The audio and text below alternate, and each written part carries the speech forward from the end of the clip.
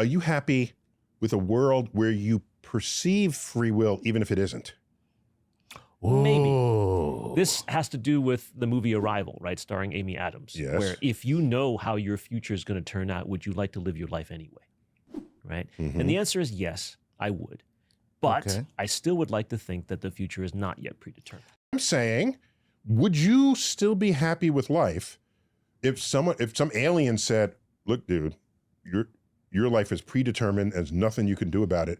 Keep on believing you have free will. And then they go back to their planet. You're a puppet on a string. A puppet on a string from a free will puppet. You're a free will puppet on a string.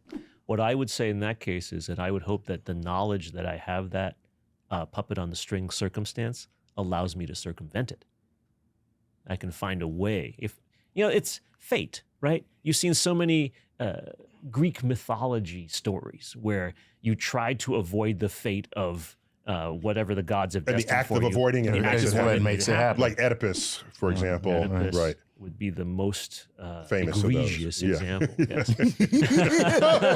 Sorry. So the bottom line is, yes, I would still be satisfied with trying to do something different, because even the illusion of trying to do something different is in itself a form of free will. Physics-wise, though, it's not. That's the challenge. Yeah. Right? Yeah. So Neil, if you had to right now decide that free will does exist or doesn't exist, what would you prefer? My thinking over the recent years, because I didn't used to think about this at all, my thinking over recent years is leaning towards the absence of free will for practically everything we think and do in our lives.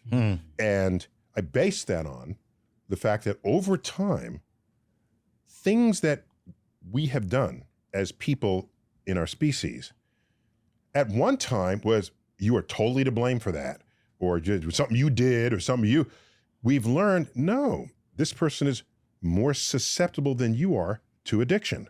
Right. There's a biochemistry there. This person cannot just be made the life of the party because they're on the autism spectrum.